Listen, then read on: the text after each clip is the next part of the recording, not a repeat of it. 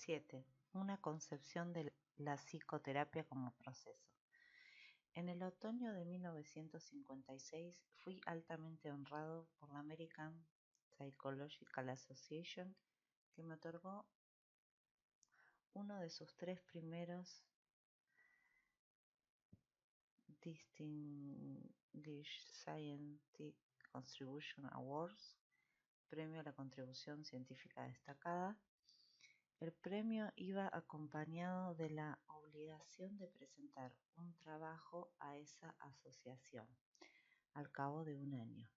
No me atraía la idea de revisar trabajos realizados en el pasado y decidí en cambio dedicar el año a un nuevo intento de comprender el proceso de modificación de la personalidad. Eso hice, pero cuando se aproximaba el otoño advertí que las ideas que había desarrollado eran poco claras, provisionales y no se hallaban correctamente estructuradas para su presentación. No obstante, traté de ordenar las heterogéneas sensaciones que me habían parecido más importantes, de las cuales emergía un concepto de proceso enteramente distinto de todo lo que antes creía haber percibido con claridad. Una vez terminado, descubrí que el trabajo resultaba demasiado largo para ser leído, de manera que lo abrevié y la versión resumida fue presentada el 2 de septiembre de 1957 en la convención de la American Psychological Association en Nueva York. La extensión del presente capítulo se halla a mitad de camino entre la de la versión original y la de la abreviada. A diferencia de los 2 capítulos precedentes que encaran el proceso de la terapia casi enteramente desde un punto de vista fenomenológico y desde el marco de referencia del cliente, este trabajo se esfuerza por aprehender las cualidades de la expresión observables por un tercero y por consiguiente encarar el proceso desde un punto de vista externo. Sobre la base de las observaciones registradas en este estudio, se ha desarrollado una escala de proceso en psicoterapia que puede aplicarse operacionalmente a fragmentos de entrevistas grabadas. Esta escala está todavía sujeta a revisiones y mejoras, pero aún en su forma actual tiene una confiabilidad razonable y da resultados significativos. Los casos que mediante la aplicación de otros criterios se conocen como exitosos acusan también en la escala de proceso un mayor movimiento que los casos menos exitosos.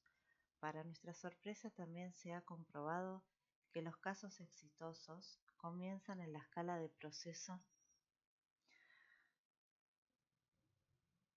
en un nivel más elevado de los casos fracasados. Evidentemente no sabemos aún con un grado satisfactorio de seguridad cómo ser terapéuticamente útiles a individuos cuya conducta, cuando llegan a nosotros, es típica de los estadios 1 y 2, tal como se describen en este capítulo. Por consiguiente, las ideas de este capítulo, tan deficientemente planteadas e incompletas como lo eran en el momento de su presentación, están abriendo nuevas y prometedoras vías de pensamiento e investigación. El enigma del proceso. Quisiera que el lector me acompañe en un viaje de exploración. El objeto del viaje y el fin de la investigación es aprender algo acerca del proceso de la psicoterapia, es decir, del proceso por el cual se produce el cambio en la personalidad. Deseo informar al lector que tal objetivo aún no ha sido alcanzado y que al parecer la expedición solo ha podido penetrar unas pocas millas en el interior de la jungla. No obstante, si el lector me acompaña, puede sentirse tentado a descubrir sendas nuevas y provechosas que permitan un avance ulterior. La razón que me ha impulsado a emprender esa búsqueda es Sir Apple. Así como muchos psicólogos se interesan por los aspectos invariables de la personalidad, inteligencia, temperamento o estructura de la personalidad durante largo tiempo, me he interesado por los aspectos invariables del cambio en la personalidad. ¿Puede mortificarse la personalidad y la conducta? ¿Cuáles son los elementos comunes a tales cambios?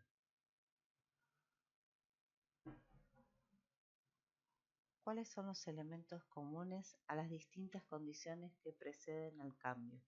Y lo más importante, ¿cuál es el proceso por el que se realiza este cambio? Hasta hace poco tiempo tratábamos generalmente de aprender algo acerca de este proceso, por medio del estudio de sus necesidades. Conocemos muchos hechos, por ejemplo, en relación con los cambios que se producen en la autopercepción o en la percepción de los otros. No solo hemos medido estos cambios al comenzar y terminar la terapia, sino también a intervalos regulares durante su desarrollo. Sin embargo, ni siquiera esto último puede proporcionarnos más información acerca del proceso implícito, puesto que los estudios de resultados parciales no son sino estudios de resultados y agregan poco a nuestro conocimiento acerca de la manera en que el cambio se lleva a cabo.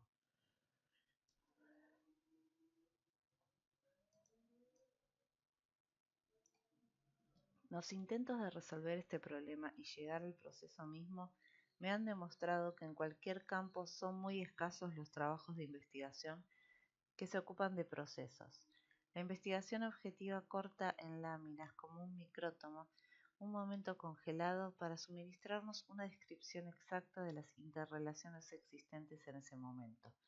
Nuestra comprensión del movimiento que está en curso, sea en el proceso de fermentación, la circulación sanguínea o la fisión atómica, es generalmente aportada por una formulación teórica complementada, cuando ello es posible, por una observación clínica del proceso. Por eso creo que quizás es demasiado exigente de mi parte esperar que los procedimientos de investigación puedan arrojar alguna luz directa sobre el proceso de cambio de la personalidad. Tal vez esa sea una tarea que corresponda a la teoría.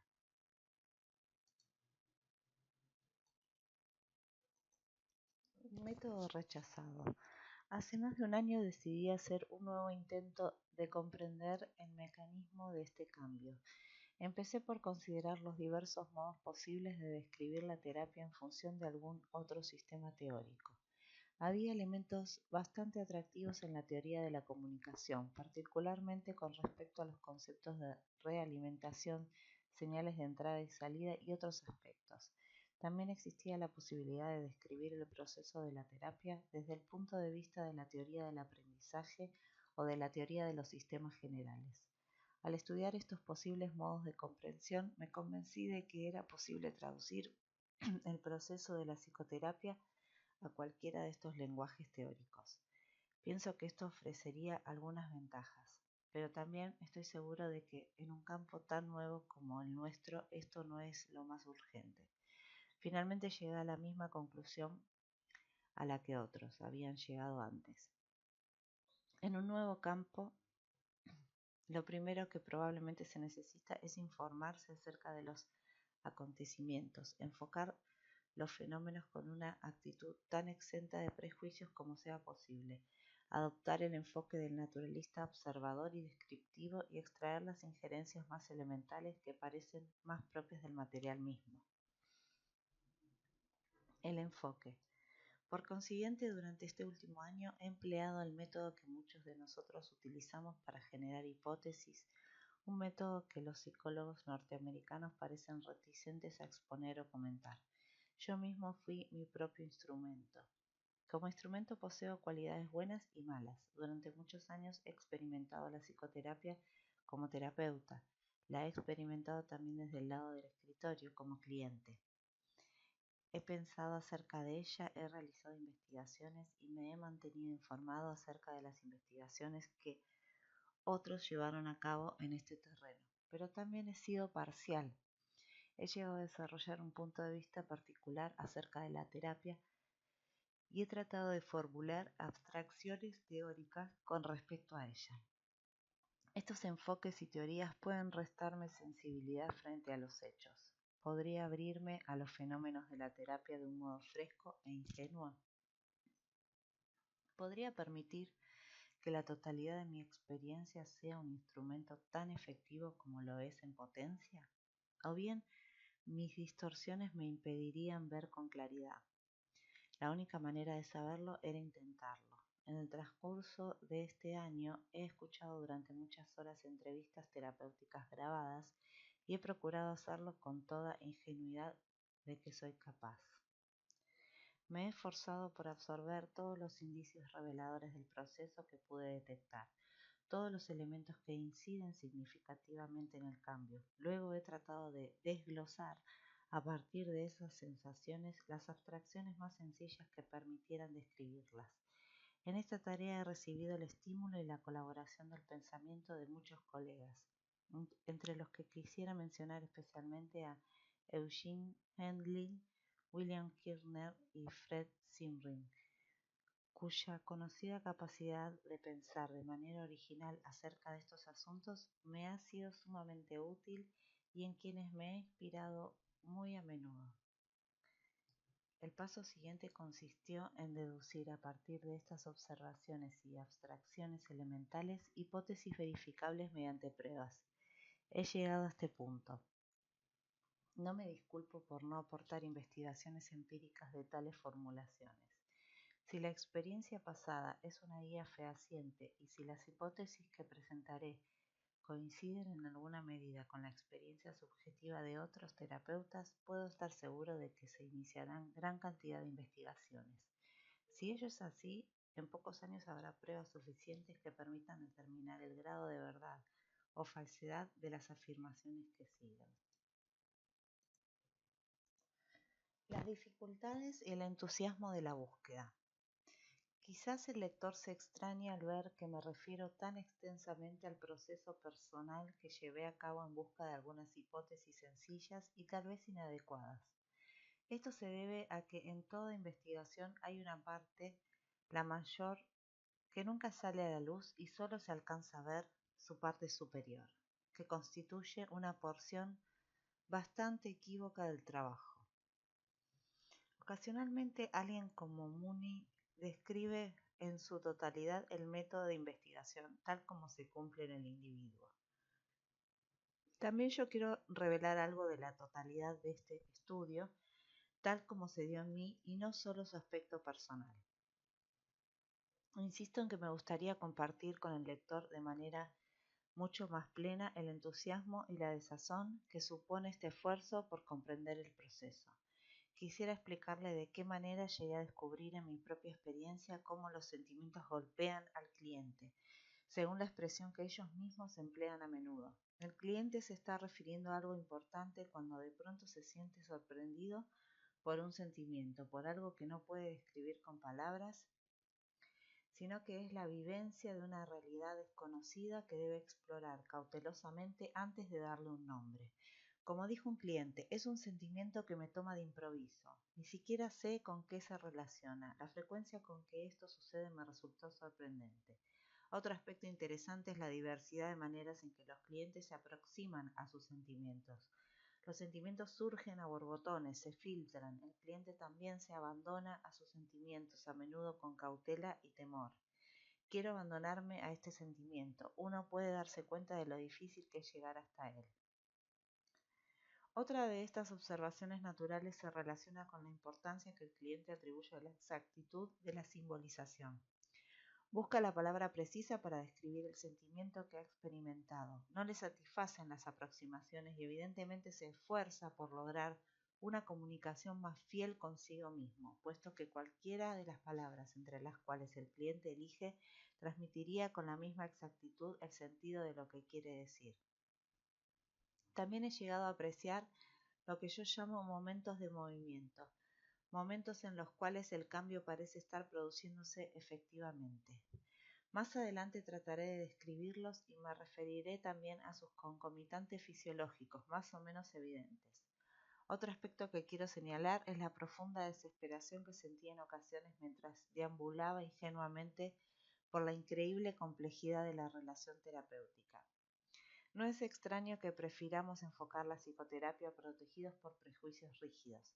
Sentimos que debemos introducir un orden en ella. Casi no nos atrevemos a esperar hallar en ella un orden preestablecido. He enunciado algunos de los descubrimientos, desconciertos y desilusiones que enfrenté al trabajar en este problema. De ellos surgieron algunas ideas más formales que ahora deseo exponer.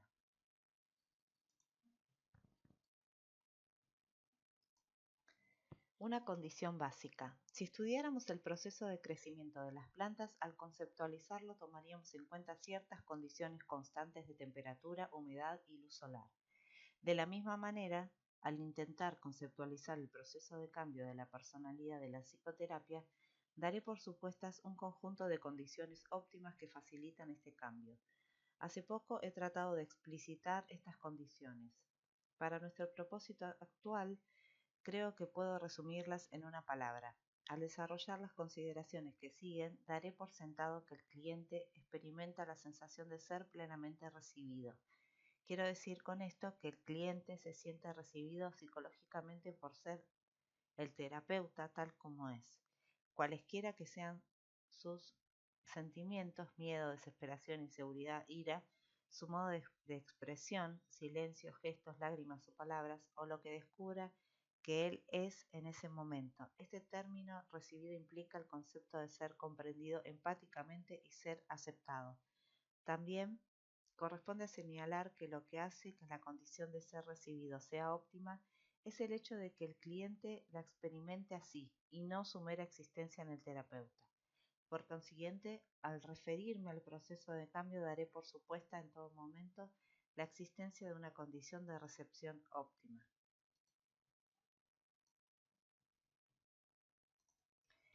El continuo emergente. Al intentar aprender y conceptualizar el proceso de cambio, busqué inicialmente elementos que señalaran o caracterizaran el cambio mismo. Consideré el cambio como una entidad y busqué sus atributos específicos. Lo que emergió gradualmente en mi comprensión al someterme a mí mismo a la materia prima de cambio fue un continuo de naturaleza diferente de lo que antes había conceptualizado. Comencé a advertir que los individuos no pasan de un estado de consolidación o homeostasis a una nueva consolidación, aunque este proceso no deja de ser posible. El continuo más significativo se presenta en el pasaje de la consolidación a la mutabilidad, de una estructura rígida a un flujo, de la estasis al proceso. Concebí la hipótesis provisional de que tal vez las cualidades de la expresión del cliente en un punto determinado podrían señalar su posición en el continuo, su ubicación en el proceso del cambio. Poco a poco fui desarrollando este concepto de proceso y discriminé en él 7 etapas.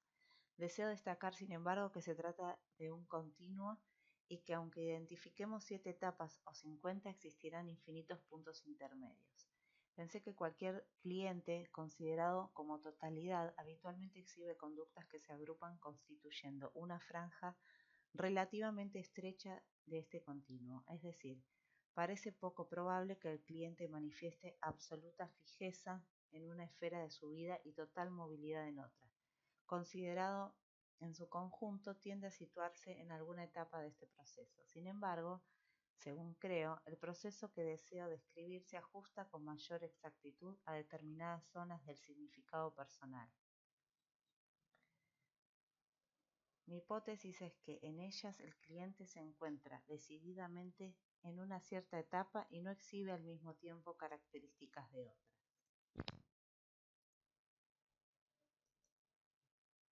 Las 7 etapas del proceso. Permítaseme describir la manera en que, a mi juicio, se desarrollan las etapas sucesivas del proceso por el cual el individuo pasa de la fijeza al flujo, de un punto próximo al extremo rígido, del continuo a otro más cercano, al extremo en movimiento.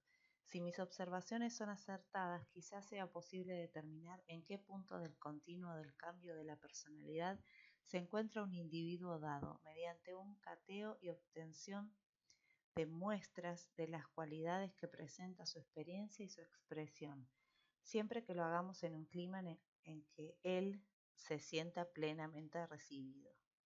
Primera etapa. Por lo general, el individuo que se encuentra en esta etapa de fijeza y se haya alejado de la vivencia no solicitará espontáneamente la ayuda del psicoterapeuta. De todas maneras, es posible ilustrar en alguna medida las características de esta fase. Existe cierta reticencia a comunicar el sí mismo. La comunicación solo se refiere a hechos externos.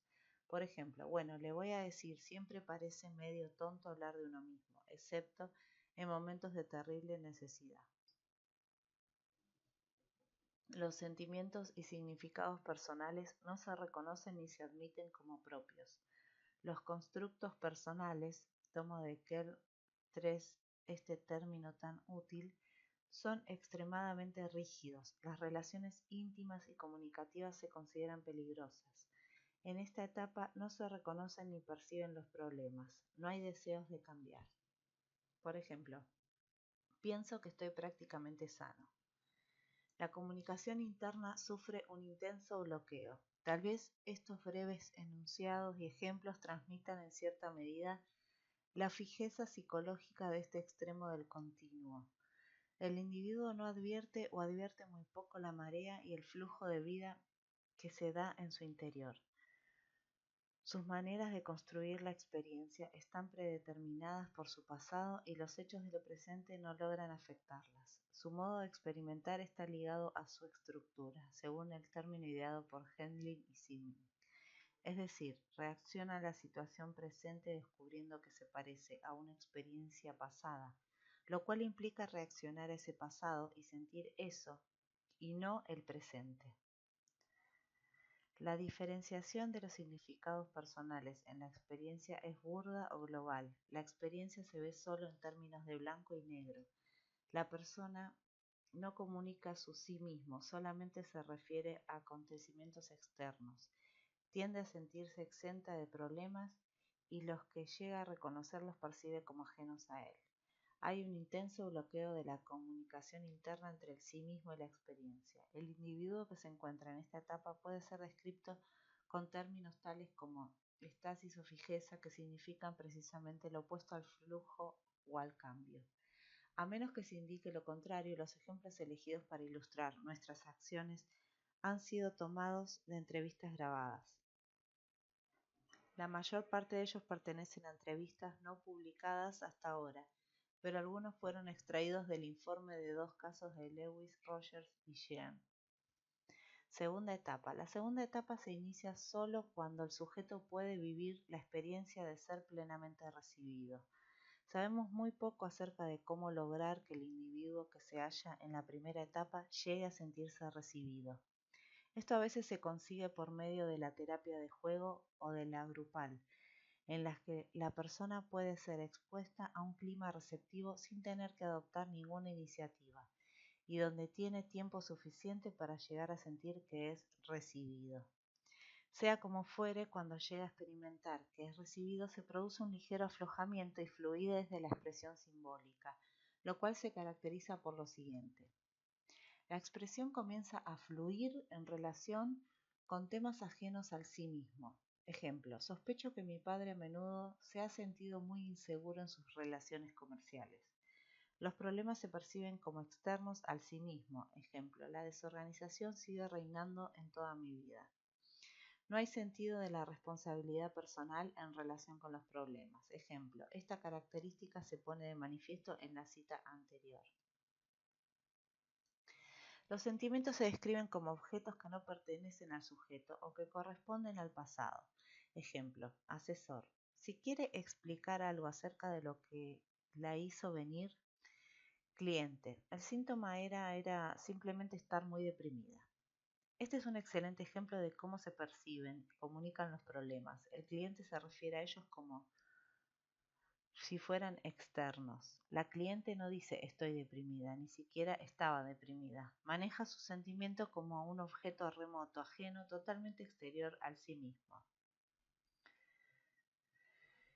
Pueden manifestarse sentimientos, pero no se los reconoce como tales ni como propios. La posibilidad de vivenciar está limitada por la estructura del pasado. Ejemplo, supongo que la compensación a la que siempre recurro es, en algún lugar, de tratar de comunicarme con la gente o relacionarme con ella como se debe hacer, compensar con, bueno, digamos, estar en un nivel intelectual.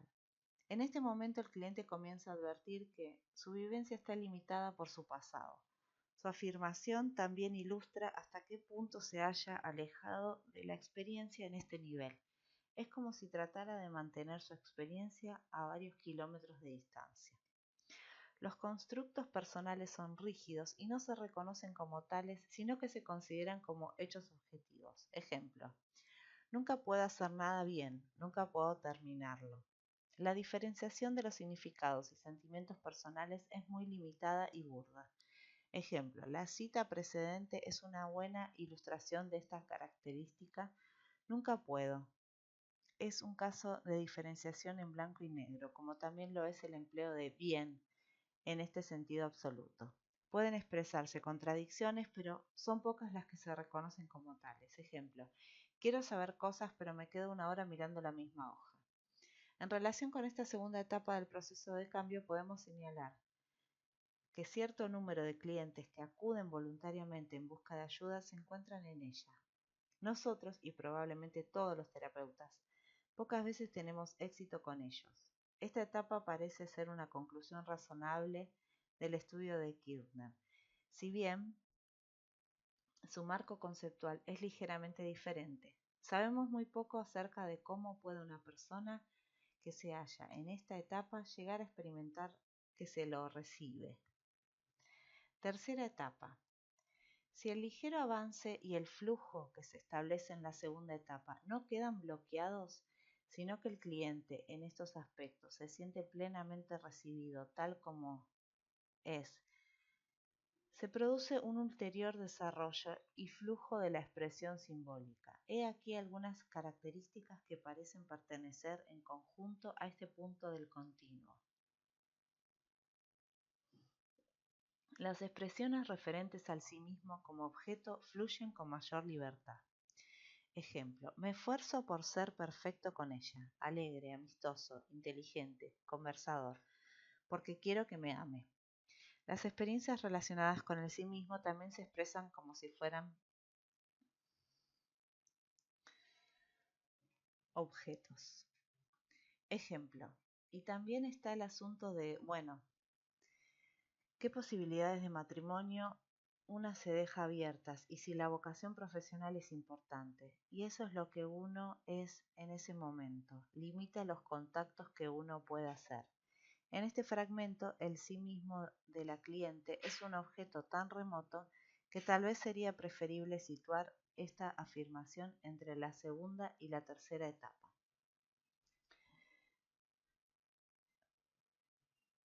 El sí mismo también se expresa como un objeto reflejado que existe principalmente en los demás. Ejemplo, me puedo ver sonriendo dulcemente como mi madre o bien haciéndome la gruñona e interesante como a veces hace mi padre, metiéndome en las personalidades de todo el mundo excepto en la mía. Con frecuencia se expresa o describen sentimientos o significados personales no pertenecientes al presente. Por lo general, como es lógico, se trata de comunicaciones de sentimientos pasados. Ejemplo, había tantas cosas que no podía contarle a la gente, cosas malas que hice, me sentía hipócrita y ruin. Ejemplo, y el sentimiento que me vino era el sentimiento que recuerdo exactamente de cuando era niño. La aceptación de los sentimientos es mínima, la mayor parte de ellos se revela como algo vergonzoso, malo, anormal o inaceptable por alguna otra razón.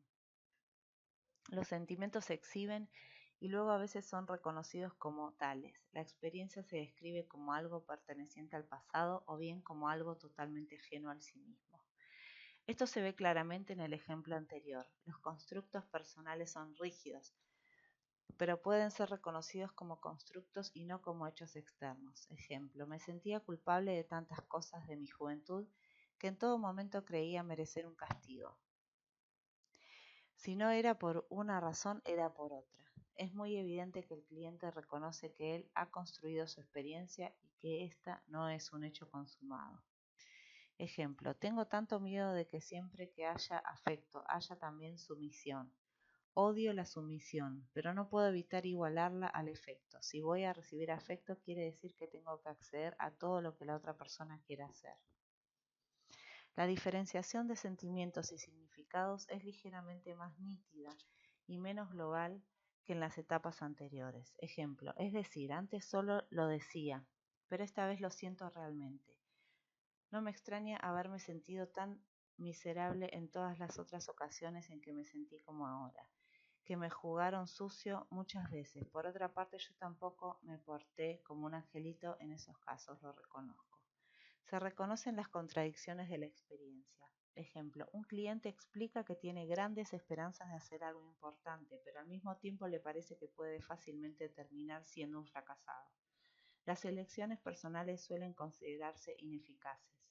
El cliente elige hacer alguna cosa, pero luego observa que su conducta no corresponde a su elección inicial. Pienso que muchas personas que acuden en busca de ayuda psicológica se encuentran aproximadamente en la tercera etapa.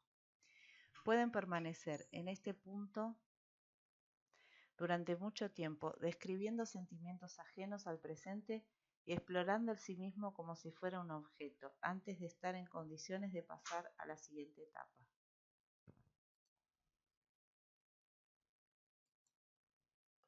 Cuarta etapa. Cuando el cliente se siente comprendido, aceptado con agrado y recibido tal como es en los diferentes aspectos de su experiencia, los constructos de la tercera etapa adquieren gradualmente más flexibilidad y los sentimientos comienzan a fluir con mayor libertad. Esto caracteriza el movimiento progresivo a lo largo del continuo. Podemos intentar detectar algunos rasgos de esta relajación y agruparlos en una cuarta fase del proceso. El cliente describe sentimientos más intensos del tipo presente, pero no ahora.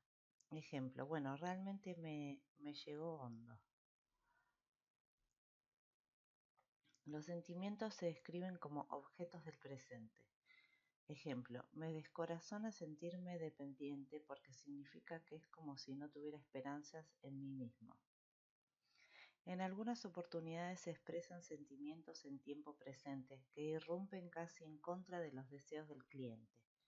Ejemplo, después de hablar sobre un sueño en el que aparecía un observador circunstancial peligroso por haber presenciado sus crímenes, el cliente dice a su terapeuta: "Oh, bueno, no tengo confianza en usted". Hay una tendencia a experimentar los sentimientos en el presente inmediato. Esta posibilidad va acompañada de desconfianza y temor. Ejemplo, me siento atado por una cosa u otra, debo ser yo. No hay ninguna otra cosa que pueda hacerlo. No le puedo echar la culpa a nadie más. Hay un nudo en alguna parte de mí. Me da ganas de enfurecerme y llorar y huir. La aceptación franca de sentimientos es escasa, si bien se observa en alguna medida. Los dos ejemplos precedentes señalan que el cliente puede aceptar su experiencia lo suficiente como para acercarse a algunos sentimientos que le provocan temor, pero la aceptación consciente de tales sentimientos es escasa. La experimentación está menos ligada a la estructura del pasado, es menos remota y en ocasiones puede producirse con escasa distancia temporal. Los dos ejemplos anteriores también ilustran adecuadamente esta manera menos limitada de vivencia.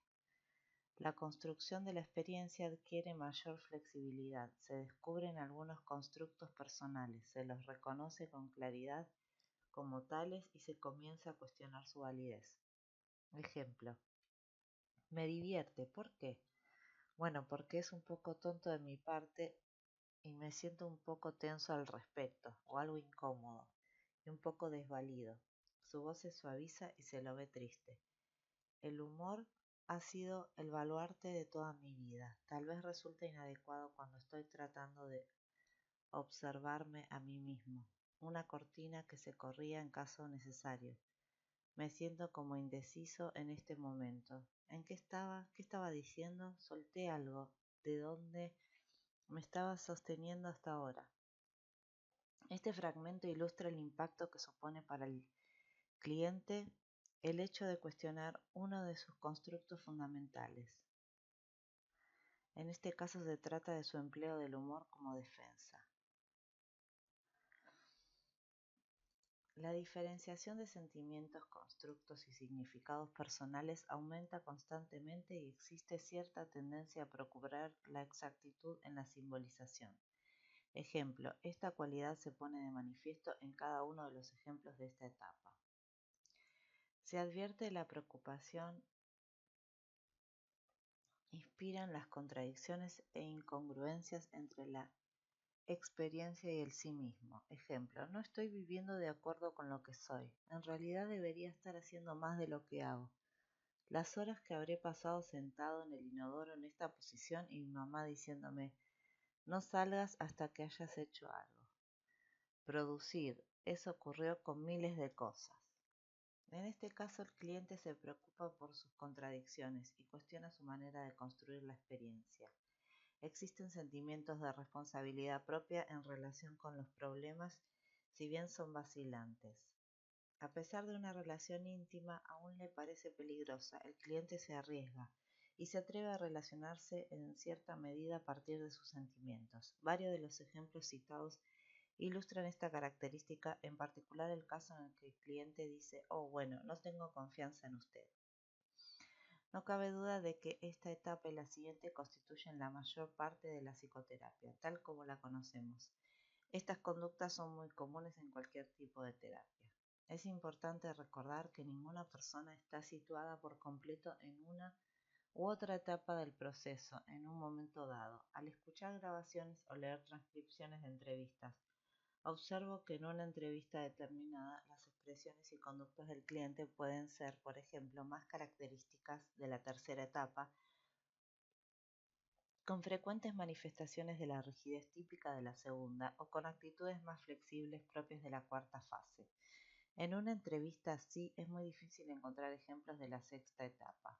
Lo anterior se refiere a la variabilidad existente en todas las etapas del proceso en que puede hallarse el cliente. Si nos limitáramos a algún campo definido de significados personales del cliente relacionados entre sí, podríamos postular una regularidad mucho mayor. Por ejemplo, podríamos decir que la tercera etapa casi nunca se observa antes que la segunda, o que la cuarta difícilmente sigue a la segunda sin que medie la tercera fase. Naturalmente, este tipo de hipótesis provisional puede ser sometido a la verificación empírica.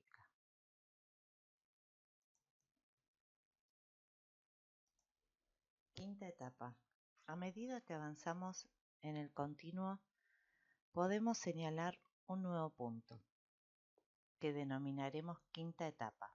Si en la etapa anterior el cliente ha llegado a sentirse recibido en sus expresiones, conductas y experiencias, ello determina un aumento de la flexibilidad, de la libertad y del flujo organísmico. Nuevamente podemos esquematizar las cualidades de esta fase del proceso. Los sentimientos se expresan libremente en tiempo presente. Ejemplo, esperaba sufrir un intenso rechazo. Siempre espero eso. Hasta me parece sentirlo con usted. Es difícil hablar de esto porque con usted quiero portarme tan bien como sea posible. En este caso se expresan francamente los sentimientos referentes al terapeuta y al cliente en relación con este último, emociones a menudo muy difíciles de revelar. A medida que ascendemos en la escala, los ejemplos impresos resultan menos adecuados. Esto se debe a que en estos niveles superiores, la calidad de la vivencia adquiere mayor importancia. Una transcripción solo puede sugerirla, nunca transmitirla por completo. Tal vez más adelante sea posible disponer de una serie de ejemplos acabados. Está muy próxima a la posibilidad de experimentar plenamente los sentimientos. Estos surgen a borbotones, se filtran, a pesar del temor y la desconfianza que al cliente le inspira la posibilidad de experimentarlos de manera plena e inmediata. Ejemplo, se me escapó y en realidad no lo comprendo. Pausa prolongada. Estoy tratando de entender qué es ese terror. Ejemplo, la cliente se está refiriendo a un acontecimiento externo. De pronto adopta un aire doloroso sorprendido. Terapeuta, ¿qué le sucede ahora? Cliente, no sé, llora. Debo haberme acercado demasiado a algo de lo que no quería hablar o algo así. En este caso, el sentimiento ha estado a punto de filtrarse en su conciencia muy a pesar de ella. Ejemplo, en este momento me siento bloqueado. ¿Por qué tengo la mente en blanco ahora? Me siento como si me hubiera estado aferrando a algo y hubiera soltado otras cosas. Y una voz dentro de mí dice, ¿qué más tengo que conceder? Comienza a aparecer una tendencia a advertir que vivenciar un sentimiento implica un referente directo. Los tres ejemplos anteriores ilustran esta afirmación. En cada caso, aunque el cliente sabe que ha experimentado algo, no sabe con exactitud de qué se trata. Sin embargo, comienza a advertir que el punto de referencia de estas cogniciones vagas reside en su propio interior, en su acontecer organísmico, que le permite verificar su simbolización y sus formulaciones cognoscitivas. A menudo esto último se pone de manifiesto en expresiones que indican la proximidad o distancia que siente entre él y ese punto de referencia. Ejemplo, en realidad no estoy apuntando a eso con el dedo, simplemente lo estoy describiendo. Los sentimientos que surgen a borbotones suelen despertar sorpresa y temor y casi nunca placer. Ejemplo, el cliente se refiere a sus anteriores relaciones familiares. Eso ya no tiene importancia, pausa. De alguna manera aquello tenía mucho significado, pero no tengo la menor idea de por qué. Sí, eso es, ahora puedo olvidarlo y bueno, no es tan importante. Caramba, toda aquella desdicha y complicación. Ejemplo, el cliente ha estado expresando su desesperanza. Todavía estoy asombrado por la fuerza de todo esto. Es tan parecido a mi modo de sentir. Los sentimientos del sí mismo se reconocen como propios cada vez en mayor medida. Hay un deseo de ser esos sentimientos, de ser el yo verdadero. Por ejemplo, la verdad de este asunto es que no soy el tipo dulce y tranquilo que aparento ser. Las cosas me irritan, a veces siento deseos de burlarme de la gente y ser egoísta, y no sé por qué tengo que aparentar que no soy así. Este ejemplo revela que el cliente acepta cada vez más todos sus sentimientos. La experiencia adquiere mayor flexibilidad, ya no es algo remoto y a menudo se produce con una demora mínima. La demora entre el acontecimiento organísmico y la vivencia subjetiva de él comienza a disminuir. He aquí un cliente que describe perfectamente esta situación. Ejemplo. Todavía me cuesta trabajo imaginarme qué significan esta tristeza y este llanto. Solo sé que lo siento cuando me aproximo a cierto tipo de sentimientos y habitualmente cuando tengo ganas de llorar me sirve para atravesar una especie de muro que levanté por todo lo que pasó.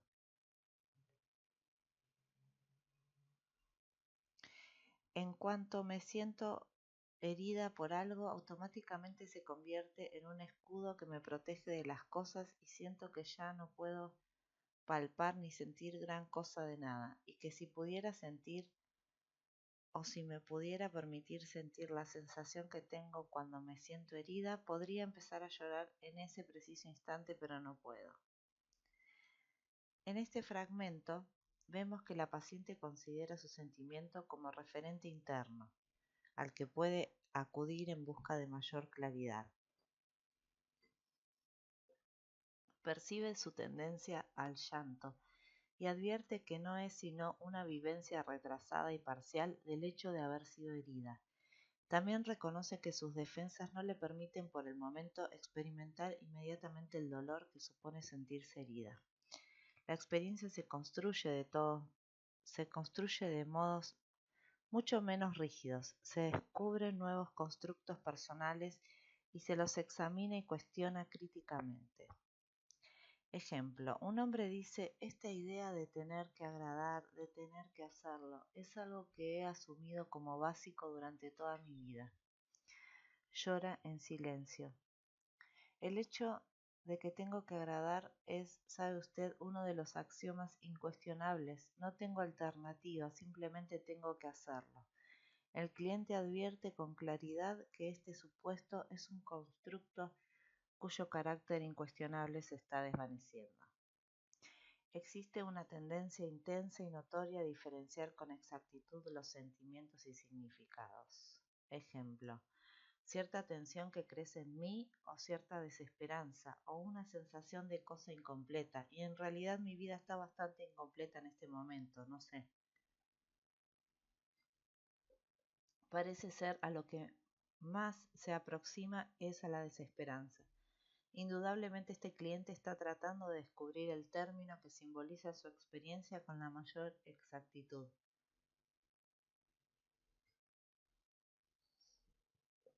Las contradicciones e incongruencias de la experiencia son encaradas cada vez con mayor claridad. Ejemplo, mi mente consciente me dice que soy una persona valiosa, pero en alguna parte de mi interior no lo creo. Pienso que soy una rata inservible, no tengo fe para nada. Aumenta la aceptación de la propia responsabilidad en los problemas que se encaran y aumenta también la preocupación acerca de en qué medida el cliente ha contribuido a ellos. Los diálogos que se sostienen en el interior de sí mismo se van liberando. La comunicación interna mejora y su bloqueo se reduce. Hay ocasiones en que estos diálogos se verbalizan. Ejemplo, hay algo dentro de mí que dice, ¿qué más tengo que abandonar? Ya me has quitado tanto. Este soy yo hablando conmigo mismo. La parte de mí que queda entre bambalinas hablando con la parte de mí que sube al escenario. Ahora se está quejando, dice, te estás acercando demasiado, aléjate. Ejemplo. A menudo en estos diálogos el cliente procura escucharse a sí mismo, verificar sus formulaciones cognitivas con el referente inmediato de su experiencia. Al hacer esto un cliente dice, ¿no es gracioso? Nunca se me había ocurrido mirarlo de esta manera. Simplemente estoy tratando de verificarlo. Siempre me pareció que la tensión obedecía a causas mucho más externas, que no era algo que yo usara de esta manera, pero es cierto, es realmente cierto. Confío en que los ejemplos de esta quinta fase de llegar a ser un proceso contribuyen a arrojar alguna luz sobre varios puntos. En primer lugar, esta fase se encuentra a cientos de kilómetros psicológicos de distancia de la primera. Aquí, a diferencia de la primera etapa, muchos aspectos del cliente están en estado fluido. El cliente se halla mucho más próximo a su ser orgánico, siempre en proceso. Se encuentra en mucho mejores condiciones para integrar el flujo de sus sentimientos. Sus constructos de la experiencia se han debilitado y han sido sometidos reiteradamente a prueba, contrastándolos con referencias y pruebas internas y externas. La experiencia adopta un grado de diferenciación mucho más elevado y la comunicación interna ya en movimiento puede alcanzar una exactitud mucho mayor.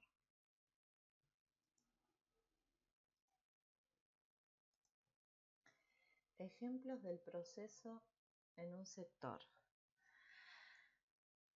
Hasta aquí se ha hablado fundamentalmente como si el cliente fuera una totalidad que, como tal, se encuentra íntegramente en una determinada etapa. Quiero reiterar ahora, antes de pasar a describir la etapa siguiente, que en ciertos sectores del significado personal el proceso puede descender por debajo del nivel general del cliente. Esto se debe a que hay experiencias que se apartan pronunciadamente del concepto del sí mismo. Quizás sea posible, transcribiendo los sentimientos de un cliente en un sector determinado, ilustrar el modo de cómo este proceso opera en un segmento restringido de la experiencia total. En un caso que Schlien registró en su totalidad la calidad de la expresión del sí mismo, en las entrevistas revela que la cliente se halla aproximadamente entre la tercera y la cuarta etapas de nuestro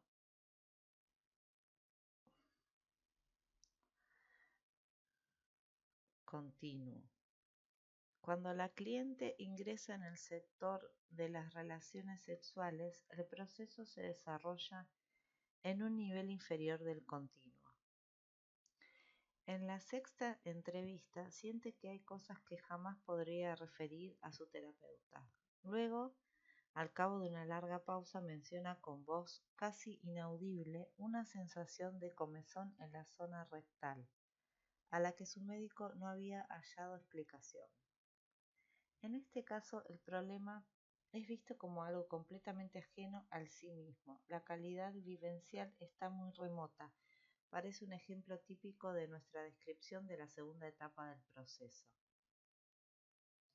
En la 10ª entrevista, la comezón se ha desplazado a sus dedos. Luego, con gran turbación, describe juegos consistentes en desvestirse y otras actividades sexuales infantiles. También en este caso está relatando actividades externas al sí mismo, describiendo los sentimientos como cosas del pasado, aunque ha avanzado en el continuo.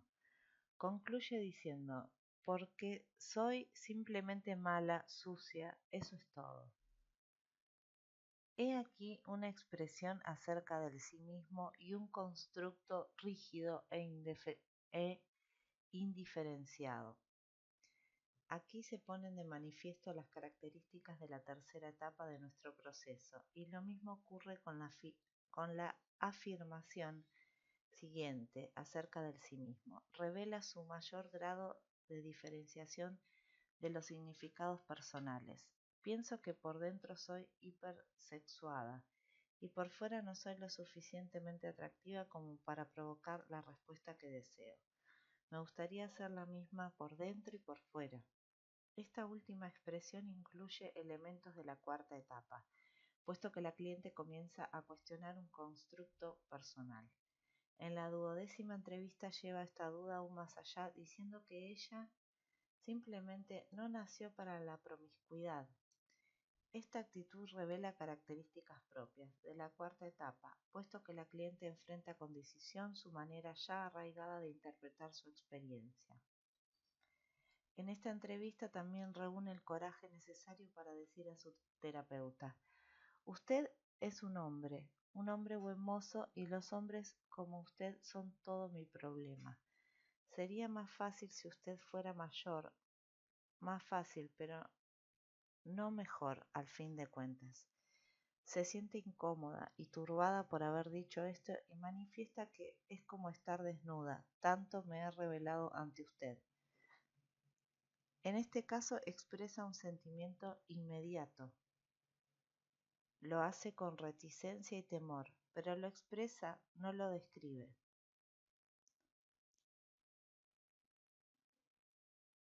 La vivencia se halla más cercana y está limitada por su estructura. Se produce con escasa postergación, pero con una decidida falta de aceptación. La nítida diferenciación de significado se ve con claridad en la frase más fácil pero no mejor. Todas estas son características de la cuarta etapa de nuestro proceso.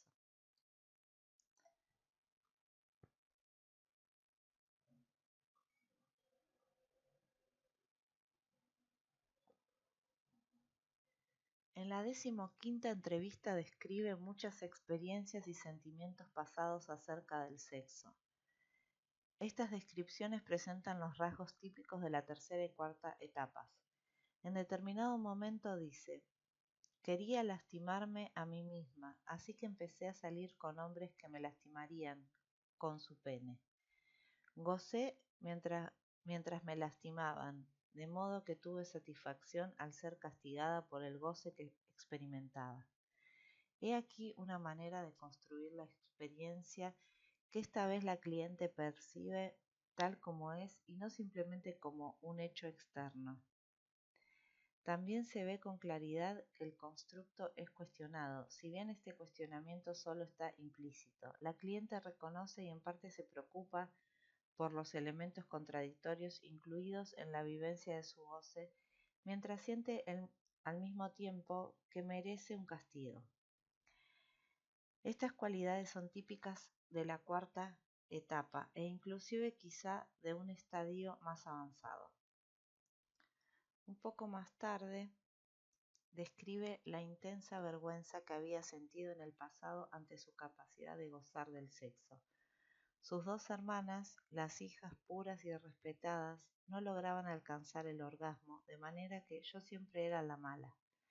He aquí nuevamente elementos de la cuarta etapa. Luego se pregunta de pronto, ¿o en realidad tengo suerte? Esta pregunta presenta algunas características de la quinta etapa: expresión de sorpresa intrigada, sentimientos que surgen a borbotones, experimentación inmediata de este asombro y cuestionamiento de su constructo personal anterior. En un clima de aceptación, la cliente ha avanzado en este proceso y ha alcanzado un punto que se halla a considerable distancia de la segunda etapa. Espero que este caso ejemplifique cómo, al sentirse recibido, un individuo puede relajarse cada vez y entrar en movimiento, en proceso, en un sector dado del significado personal. Tal vez ilustre también el hecho de que este proceso en el que aumenta la fluidez de la personalidad no se produzca en minutos u horas, sino en semanas o meses. Se trata de un proceso que avanza con irregularidad. A veces retrocede un trecho, otras parece no avanzar, sino extenderse lateralmente hasta cubrir un territorio más amplio, pero por último continúa fluyendo hacia adelante.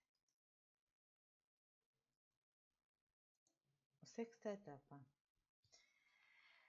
Si he logrado transmitir al lector una idea del alcance y el carácter de la relajación del sentimiento de la vivencia y la construcción de la experiencia que se produce en cada etapa, estaremos en condiciones de iniciar el estudio de la etapa siguiente, que la observación señala como crucial. Veamos si puedo explicar las cualidades que, a mi juicio, son características de esta fase.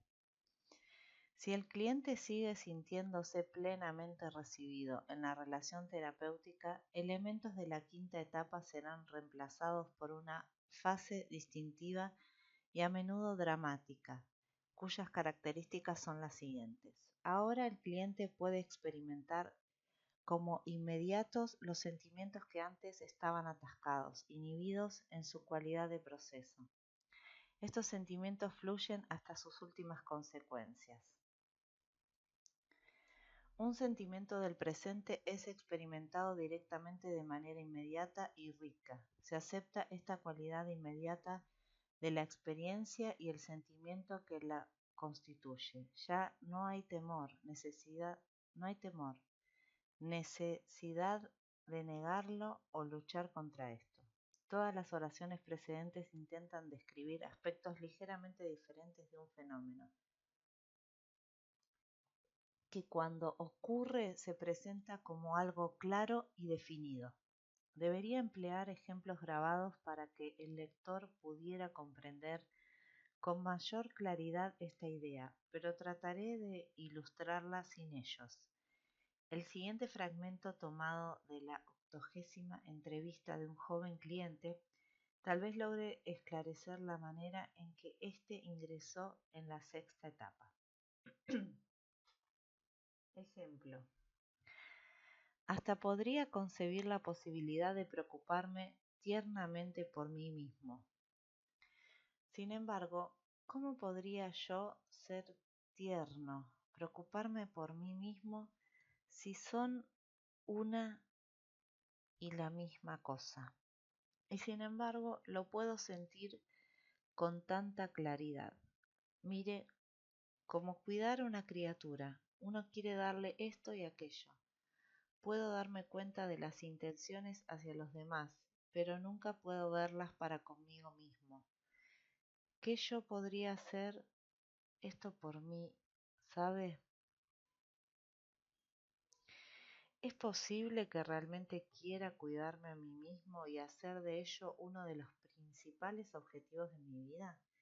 Eso significa que tendría que tratar a todo el mundo como si yo fuera el guardián de la posesión más valiosa y codiciada, y que este yo estaría entre el yo valioso que quiero proteger y el resto del mundo.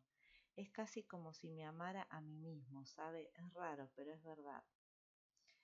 Terapeuta, parece un concepto bastante extraño y difícil de comprender porque habría usted de decir, tendría que enfrentar al mundo como si una parte de mi responsabilidad primaria residiera en cuidar este precioso individuo que soy yo y al que amo.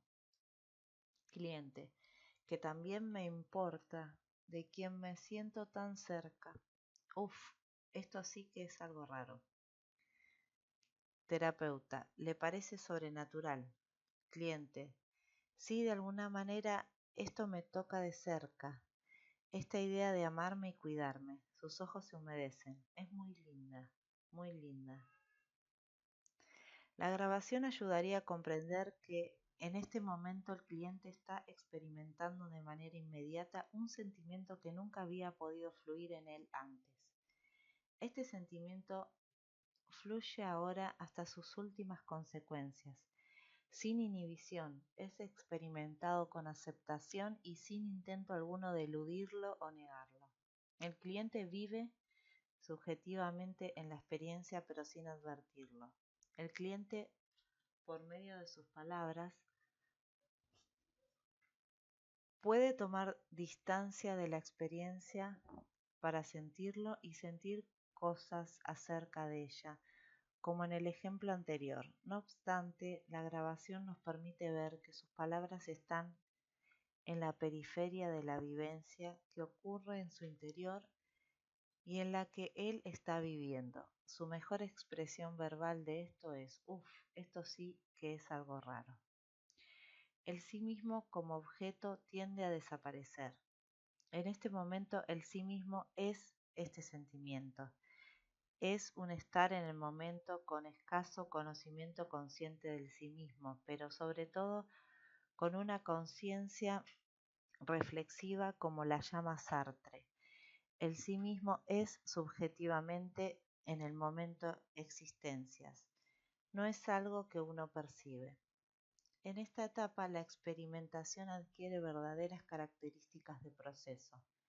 Ejemplo, un cliente que se aproxima a esta fase manifiesta un sentimiento de temor acerca de la fuente de ciertos pensamientos secretos que tiene. Continúa diciendo, las mariposas son los pensamientos más próximos a la superficie. Debajo de ellos hay un flujo más profundo del cual me siento muy alejado. Este flujo más profundo es como un gran cardumen de peces que se mueven debajo de la superficie. Me veo sentado sosteniendo en una mano una línea de pescar con un alfiler doblado en la otra punta, tratando de encontrar un aparejo más apropiado, o mejor aún, tratando de zambullirme, y todo esto mientras veo los peces que saltan en la superficie del agua.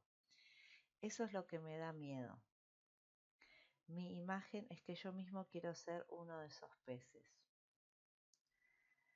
Terapeuta, quiere estar allá abajo fluyendo como ellos, si bien aún en este cliente la vivencia no asume por completo la forma de un proceso y por consiguiente aquel no se sitúa del todo en la sexta fase del continuo, la anticipa con tanta claridad que su descripción da una idea cabal de su significado. Otra característica de esta etapa es la relajación fisiológica que la acompaña. Con frecuencia es posible observar que el cliente tiene los ojos húmedos por las lágrimas, suspira y manifiesta signos de relajación muscular. También suele haber otros concomitantes fisiológicos. Me atrevería a decir que, si pudiéramos verificarlo, descubriríamos en este punto que mejoran la circulación sanguínea y la conductibilidad de los impulsos nerviosos. El siguiente fragmento es un ejemplo del carácter primitivo de esas sensaciones.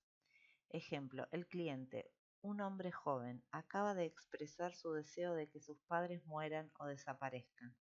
Es como querer que se vayan y querer que nunca hayan existido. Y me avergüenzo tanto de mí porque cuando me llaman voy volando. Zoom. De alguna manera todavía son muy poderosos, no sé.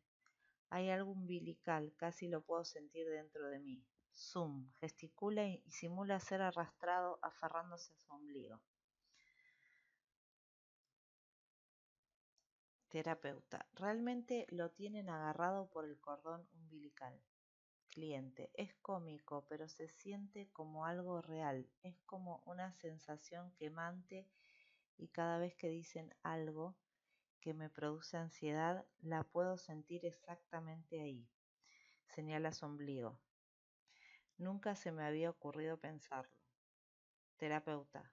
Como si el hecho de que haya problemas en las relaciones entre ustedes para usted fuera como sentir una tensión que se ejerce sobre su ombligo.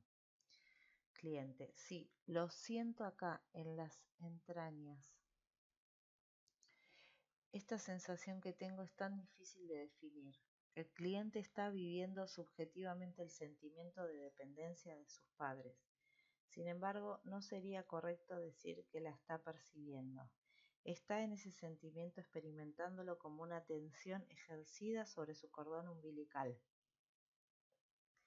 En esta etapa la comunicación interna es libre y relativamente exenta de bloqueos. Pienso que los ejemplos anteriores ilustran este punto con bastante claridad. Por cierto, la expresión comunicación interna ha dejado de ser adecuada porque, como vemos en los fragmentos citados, el momento crucial es aquel en el que se produce la integración, en el cual ya no es necesaria la comunicación entre diferentes focos internos, puesto que todos se integran en uno. La incongruencia entre la experiencia y la percepción se experimenta vívidamente a medida que se transforma en congruencia. En este momento de vivencia desaparece el conducto personal pertinente y el cliente se siente libre de su sistema anteriormente equilibrado. Espero aclarar el significado de estas dos características con el siguiente ejemplo. Un joven cliente ha enfrentado dificultades para aprehender cierto sentimiento desconocido. Eso es casi exactamente el sentimiento, es que estaba viviendo y encarando una gran parte de mi vida, como si estuviera asustado por algo. Refiere que sus actividades profesionales sirven para inspirarle alguna seguridad y proporcionarle un pequeño mundo en donde sentirme seguro, ¿sabe? Y eso por la misma razón. Pausa. Estaba como dejándolo deslizar, pero también lo relacioné con usted y con nuestra relación y siento que me da miedo la posibilidad de que este sentimiento me abandone. Su tono de voz cambia para adecuarse a su sentimiento. Déjeme tener esto porque, sabe, de alguna manera lo necesito. Puedo llegar a sentirme tan solo y atemorizado sin ese sentimiento. Terapeuta. Déjeme seguir aferrado a esto porque de lo contrario tendría un miedo terrible. También es una especie de súplica, ¿no? Cliente. Tengo una sensación de... Es este niñito suplicante, este gesto de implorar, junta las manos como en una plegaria. Terapeuta. Acaba de juntar sus manos en una especie de súplica. Cliente. Sí, así es. Algo así como, ¿no me haría el favor? O esto es espantoso. ¿Quién yo suplicando? Esa es una emoción que nunca sentí con claridad, algo que nunca he estado... Pausa. Tengo un sentimiento tan confuso. Por un lado es lo maravilloso que resulta ver que surgen de mí todas estas cosas nuevas. Todas las veces me asombra tanto y siempre está el mismo sentimiento, el miedo de tener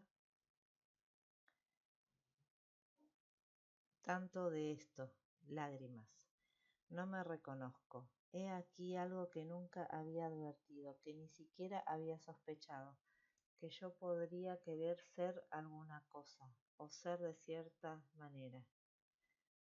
Este fragmento revela que el cliente vivencia plenamente la actitud de implorar y reconoce con absoluta claridad la discrepancia que existe entre esta vivencia y su concepto de sí mismo. Sin embargo, la vivencia de la discrepancia señala el momento de la desaparición de esta última. A partir de entonces, el cliente será un individuo que siente, que implora, así como percibe muchos otros sentimientos, puesto que en este momento se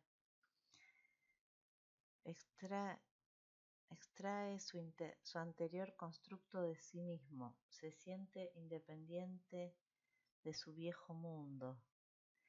Esta es una sensación maravillosa que a la vez provoca temor.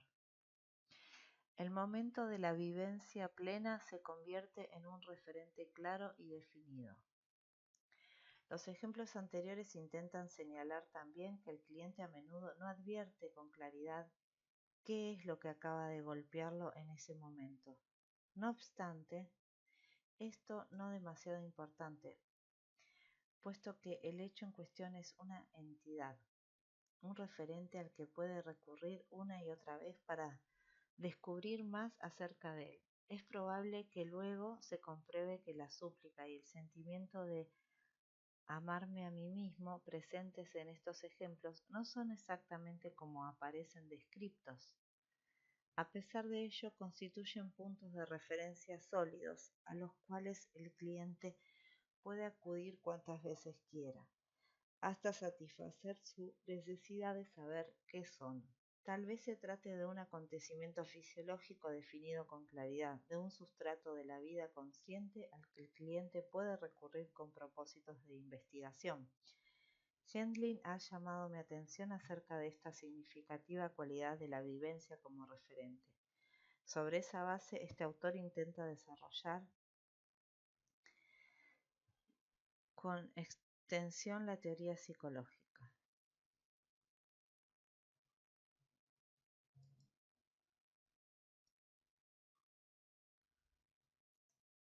La diferenciación de la vivencia es penetrante y clara, puesto que cada uno de estos momentos es un referente, una entidad específica, no hay confusiones entre unos y otros. El proceso de diferenciación nítida se desarrolla sobre cada uno. En esta etapa ya no hay más problemas externos ni internos. El cliente vive subjetivamente una fase de su problema que ha dejado de ser un objeto. Pienso que en cualquiera de los ejemplos citados cometeríamos un grosero error si afirmáramos que el cliente percibe su problema como algo interno o, en otras palabras, que lo maneja como un problema interno. Debemos explicar que de algún modo el cliente ha ido mucho más allá y naturalmente ha avanzado un gran trecho en relación con el momento en que percibía su problema como algo externo. La mejor descripción consistiría en decir que el cliente no percibe ni maneja su problema, sino que simplemente vive una parte de él de manera consciente y aceptándolo. Me he detenido en este sexto punto del continuo porque lo considero fundamental. Mi observación me indica que estos momentos de experimentación inmediata, total y aceptada son, en cierto sentido, casi irreversibles. En lo que respecta a los ejemplos citados, mi hipótesis es que cada vez que en el futuro estos clientes enfrenten una experiencia de cualidades y características similares, esta será reconocida conscientemente como lo que es en cada caso, una tierna solicitud por uno mismo, un vínculo umbilical con los padres o la dependencia implorante propia de una criatura. Podemos señalar también que una vez que la experiencia se ha hecho totalmente consciente y ha sido aceptada por completo, puede ser enfrentada y manejada con éxito como cualquier otra realidad clara. Séptima etapa. En aquellos sectores en que el cliente ha alcanzado la sexta etapa, ya no es imprescindible que sea recibido plenamente por el terapeuta, aunque esto sigue siendo útil. No obstante, puesto que la sexta etapa es, por lo general, irreversible, el cliente con frecuencia parece ingresar en la séptima y última sin gran necesidad de ayuda por parte del terapeuta.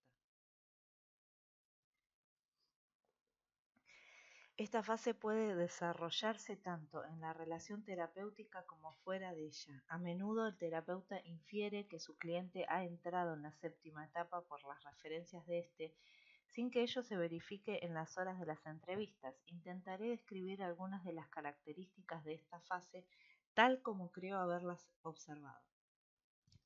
Los sentimientos nuevos se experimentan de manera inmediata y rica en matices, tanto dentro como fuera de la relación terapéutica. La vivencia de esos sentimientos se utiliza como un referente claro. El cliente se esfuerza conscientemente por utilizar estos referentes, con el objeto de saber de manera más clara y diferenciada quién es él, qué quiere y cuáles son sus actitudes. Esto es cierto aun cuando se trata de sentimientos que resultan desagradables o provocan temor. La aceptación de estos cambiantes sentimientos como propios aumenta y coexiste con una confianza básica en el proceso mismo. Esta confianza no está puesta inicialmente en los procesos conscientes, sino en el proceso organísmico total. Un cliente describe su impresión acerca de la experiencia característica de la sexta etapa, expresándose en términos propios de la séptima fase. Acá, en terapia, lo que valió fue sentarse y decir, esto es lo que me molesta, y darle vueltas durante un tiempo hasta que, en un crescendo emocional, algo aparece y la cosa se acaba, cambia de aspecto. Aún entonces no puedo explicar exactamente qué es lo que pasó. Es que saqué a relucir algo, lo sacudí y le di un par de vueltas. Cuando lo puse nuevamente en su lugar me sentí mejor. Es un poco frustrante porque me gustaría saber con exactitud qué es lo que está pasando.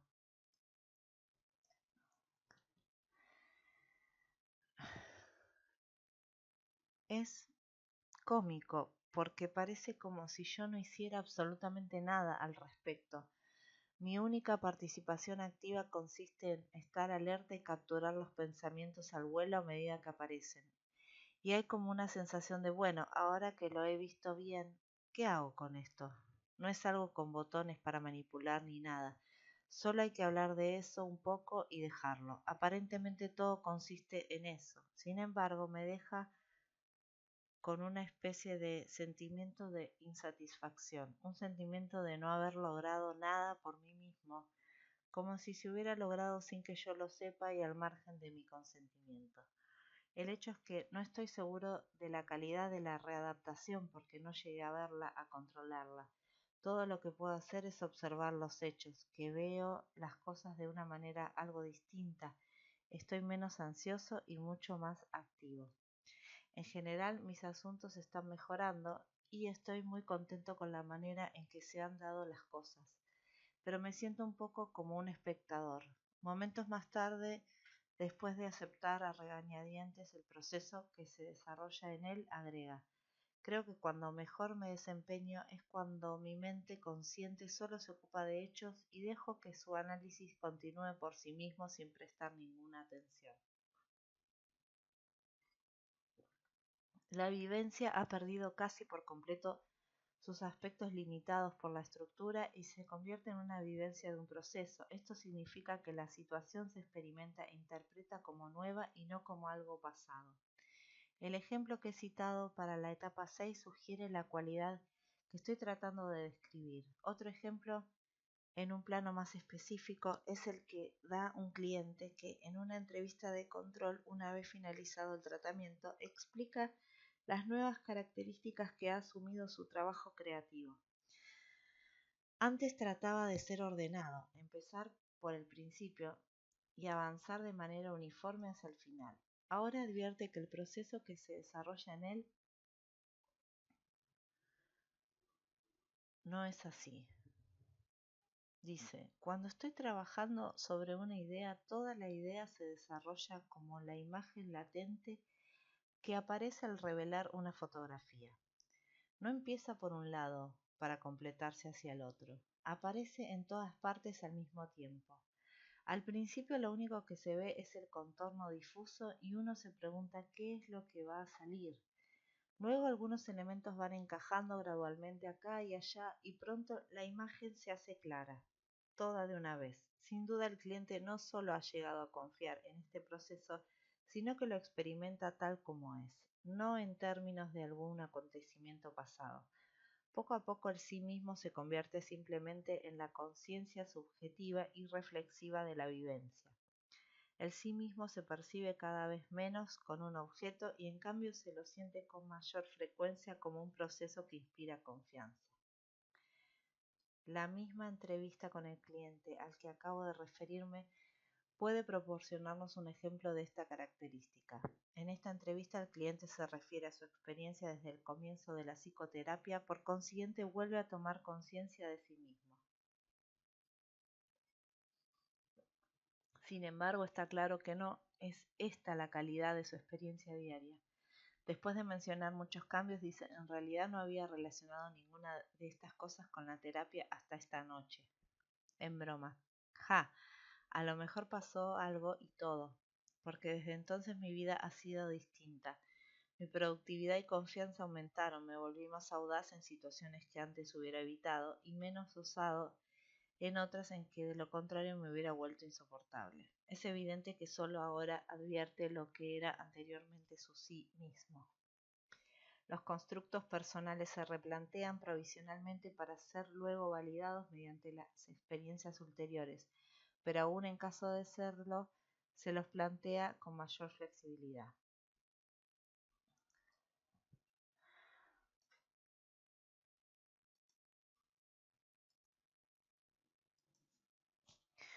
Un cliente describe la modificación que uno de sus constructos sufrió en una y otra entrevista, hacia el final de la psicoterapia. No sé qué cambió, pero me siento indudablemente distinto cuando recuerdo mi infancia y parte de la hostilidad que sentía hacia mi madre y mi padre se ha desvanecido. Reemplacé mi resentimiento hacia ellos por una especie de aceptación del hecho de que hicieron conmigo una cantidad de cosas indeseables. Pero lo reemplacé por una especie de sentimiento de entusiasmo al saber que, bueno, ahora que estoy descubriendo lo que estaba mal, yo puedo hacer algo al respecto, corregir sus errores. Vemos que su manera de construir su experiencia con sus padres se ha modificado notablemente. Podemos tomar otro ejemplo de una entrevista de un cliente que siempre sintió que debía complacer a la gente. Me imagino cómo sería que no importa si yo no le gusto a usted, que gustarle o no gustarle no es lo más importante para mí. Si solo pudiera decirle eso a la gente, ¿sabe? La idea de decir algo espontáneamente, sin que me importe si agrada o no. Dios mío, uno podría decir prácticamente cualquier cosa. Pero eso es cierto, usted sabe, más tarde me pregunta con incredulidad. ¿Quiere decir que estaría bien que yo sea lo que realmente quiero ser? El cliente está luchando por construir algunos aspectos fundamentales de su experiencia. La comunicación interna es clara, los sentimientos y símbolos se correlacionan de manera adecuada y hay términos nuevos para describir sentimientos nuevos. El cliente experimenta la elección efectiva de nuevas maneras de ser. Puesto que todos los elementos de la experiencia son accesibles a la conciencia, la elección se vuelve real y efectiva. Este cliente comienza a advertirlo. Estoy tratando de estructurar una manera de hablar que me permita perder el miedo. Tal vez la manera de hacerlo sea pensando en voz alta, pero tengo tantos pensamientos que solo podría hacerlo parcialmente. Tal vez podría lograr que mis palabras fueran expresión de mis verdaderos pensamientos en lugar de tratar simplemente de emitir los sonidos adecuados en cada situación. En este caso, el cliente percibe la posibilidad de una elección efectiva. Otro cliente refiere a una discusión que sostuvo con su esposa. No estaba tan enojado conmigo mismo, no me odiaba demasiado a mí mismo, me di cuenta de que me estaba portando como un chiquilín y de alguna manera elegí hacer eso. No es fácil encontrar ejemplos para ilustrar esta séptima etapa porque son relativamente pocos los clientes que la alcanzan por completo. Intentaré resumir las cualidades de este extremo del continuo. Cuando el individuo ha alcanzado la séptima etapa de su proceso de cambio, ingresa en una nueva dimensión. El cliente ha incorporado la cualidad de movimiento, fluidez y cambio a cada aspecto de su vida psicológica. Esto se convierte en su característica fundamental. Vive conscientemente sus sentimientos, los acepta y confía en ellos. Sus maneras de construir la experiencia cambian constantemente, puesto que sus constructos personales son modificados por cualquier nuevo acontecimiento vital. Su vivencia tiene carácter de proceso, consiste en sentir lo nuevo de cada situación y volver a construirlo, haciéndolo en función del pasado, solo en la medida en que el presente sea idéntico a aquel. El cliente experimenta de manera inmediata y al mismo tiempo sabe que está experimentando. Procura diferenciar con exactitud sus sentimientos y los significados personales de su experiencia. La comunicación interna entre los diversos aspectos del sí mismo es libre y exenta de bloqueos. El individuo se comunica libremente en las relaciones con los demás, que ahora no están estereotipadas, sino que relaciones de persona a persona. Es consciente de sí mismo, pero no como objeto. Se trata más bien de una conciencia reflexiva en el sí mismo en movimiento. Sabe que se relaciona con sus problemas de manera responsable. En realidad experimenta una relación plenamente responsable con todos los aspectos fluidos de su vida. Vive en sí mismo como en un proceso cambiante. Algunas preguntas acerca de este continuo del proceso.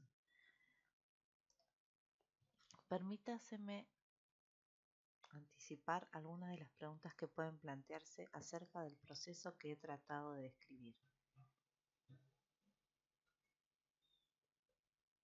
¿Es este el proceso por el cual se modifica la personalidad o solo es uno de los tantos posibles? Lo ignoro. Tal vez haya diversos tipos de procesos que pueden introducir cambios en la personalidad. Solo puedo afirmar que este parece ser el que se desarrolla cuando el individuo siente plenamente recibido. ¿Puede este proceso aplicarse a todas las psicoterapias o solo se lleva a cabo en el marco de una determinada orientación psicoterapéutica? No nos será posible responder a esta pregunta hasta tanto no tengamos registros de casos de otras orientaciones. No obstante, me aventuraría a pensar que tal vez los enfoques terapéuticos que asignan gran importancia a los aspectos cognitivos de la experiencia y poca a sus aspectos emocionales deben desencadenar un proceso de cambio enteramente distinto. ¿Coinciden todos los psicoterapeutas en que este proceso de cambio es deseable? ¿Se mueve en direcciones satisfactorias? No lo creo. Pienso que hay quienes no valoran la fluidez. Nos hallamos ante uno de los juicios de valor social que tendrán que pronunciar los individuos y las culturas. Un proceso de cambio de esta naturaleza puede ser evitado fácilmente. Para eso bastará con reducir o evitar las relaciones en que el individuo se sienta plenamente recibido tal como él es. ¿Es rápido el cambio a lo largo de este continuo? Mis observaciones indican todo lo contrario. Mi interpretación del estudio de Kirchner, que difiere de la suya en algunos aspectos, señala que un cliente puede iniciar la terapia en la segunda etapa y terminaría aproximadamente en la cuarta. y tanto él como el terapeuta sentirse legítimamente satisfechos del progreso alcanzado. Casi nunca ocurre que un cliente que al iniciar su tratamiento presenta los rasgos típicos de la primera etapa puede ingresar en la séptima fase. Si esto ocurriera, requeriría años. ¿Están correctamente agrupadas las descripciones en cada etapa? Estoy seguro de haber cometido muchos errores al agrupar mis observaciones. También me pregunto qué elementos importantes habré omitido y si los diversos componentes de este continuo no podrían describirse atendiendo a los múltiples matices que pueden presentar. Todas estas preguntas pueden lograr respuestas empíricas si la hipótesis que planteo posee suficientes méritos a los ojos de los investigadores.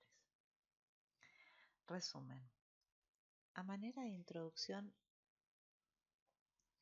he tratado de bosquejar a grandes rasgos la dinámica de un proceso de cambio que se produce cuando el cliente se siente recibido, aceptado, comprendido tal como es. Este proceso presenta diversos aspectos separables al comienzo, pero que luego constituyen una unidad a medida que el proceso continúa.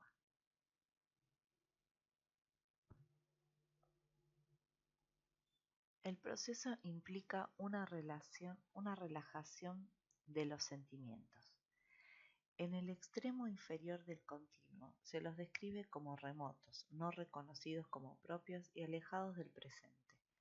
Luego aparecen como objetos presentes que en cierta medida son reconocidos como propios por el individuo. Más tarde se expresan claramente como sentimientos propios en términos más próximos a la vivencia inmediata. En un punto más alto de la escala se los experimenta y expresa en el presente inmediato y disminuye el temor que este proceso inspira. También en este momento, aún aquellos sentimientos que hasta entonces habían sido negados, hacen su aparición en la conciencia, son experimentados y reconocidos como propios.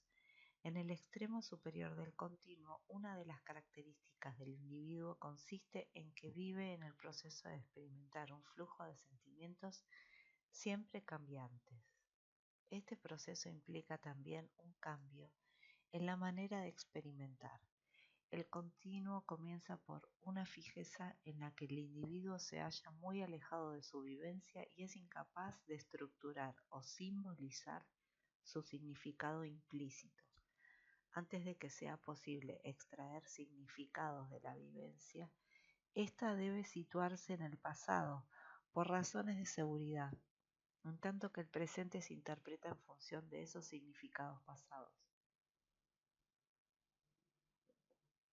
Una vez superado el alejamiento con respecto a su vivencia, el individuo pasa a reconocer que esta es un proceso inquietante que ocurre en su interior.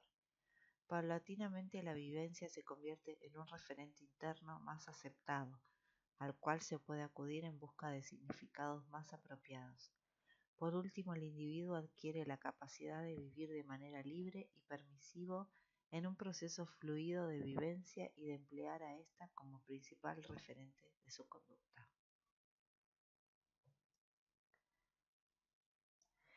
En este proceso de cambio, el cliente pasa también de la incoherencia a la coherencia.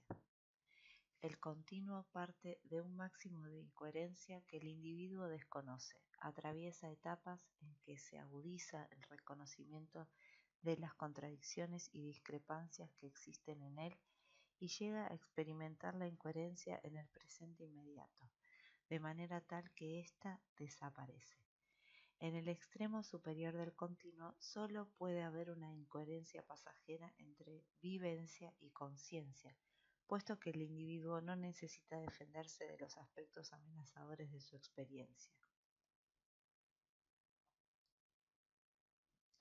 La manera y la medida en que el individuo puede y desea comunicarse en un clima receptivo también sufren cambios.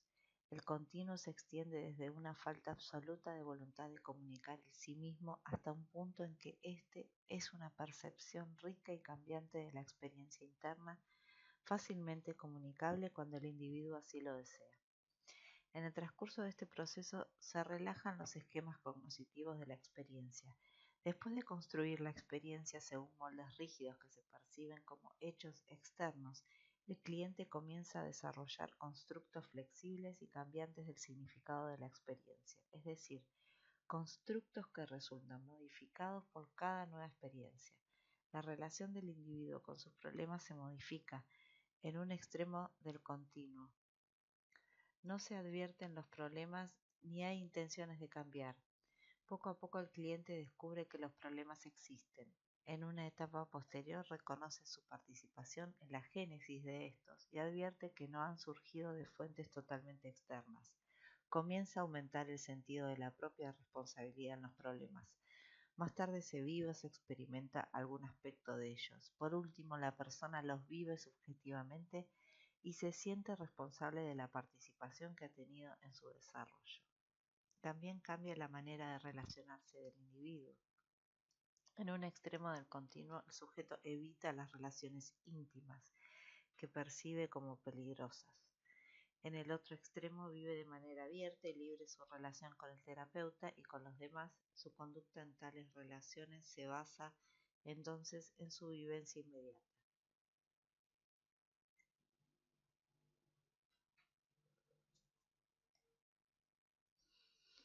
En términos generales, el proceso avanza desde un estado de fijeza, donde todos los elementos y aspectos descritos son discernibles y comprensibles por separado, hacia los momentos de mayor fluidez en la psicoterapia, en los cuales todos estos aspectos se entretejen y unifican.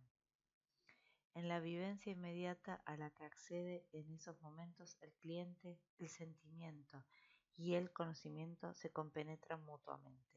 El sí real sí no está presente de manera subjetiva en la experiencia. La abolición no es sino la consecuencia subjetiva del equilibrio armónico de la orientación organísmica. De esa manera, a medida que el proceso se aproxima a este punto, la persona se convierte en una unidad de flujo y movimiento. Ha cambiado, pero lo que parece más importante es que se ha convertido en un proceso integrado de cambio.